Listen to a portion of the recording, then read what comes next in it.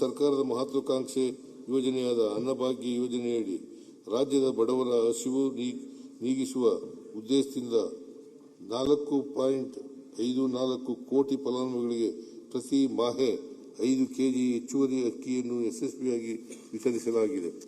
ಕಳೆದ 3 ವರ್ಷಗಳಲ್ಲಿ ಈ ಯೋಜನೆಗಾಗಿ 17,167 ಕೋಟಿ ರು ವೆಚ್ಚ ಮಾಡಲಾಗಿದೆ. ಪ್ರಸ್ತುತ ನೀಡಲಾಗುತ್ತಿರುವ ಹೆಚ್ಚುವರಿ 5 ಕೆಜಿ ಅಕ್ಕಿ ಬದಲಾಗಿ ಪ್ರತಿ ಮಾಹೆ ಪೌಷ್ಟಿಕಾಂಶವುಳ್ಳ ತೊಗರಿಬೇಳೆ, ಸಕ್ಕರೆ, ಉಪ್ಪು ಮತ್ತು ಅಡಿಗೆ ಎಣ್ಣೆ ಒಳಗೊಂಡ ಇಂದಿರಾ ಆಹಾರ ಕಿಟ್ ವಿತರಿಸಲು ಉದ್ದೇಶಿಸಲಾಗಿದೆ. ಇದಕ್ಕಾಗಿ 26-27ನೇ ಸಾಲಿನಲ್ಲಿ 6,200 ಕೋಟಿ ರುಗಳನ್ನು ಮೀಸಲಿರಿಸಲಾಗಿದೆ.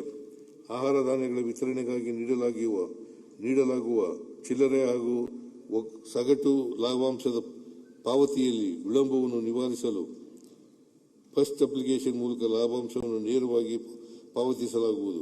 ಪ್ರಸ್ತುತ ಜಾರಿಯಲ್ಲಿರುವ ಇಲಾಖೆಯ ಸಹಾಯವಾಣಿ ವ್ಯವಸ್ಥೆಯನ್ನು ಸ್ವಯಂಚಾಲಿತ ದೂರು ಕೇಂದ್ರ, ಧ್ವನಿ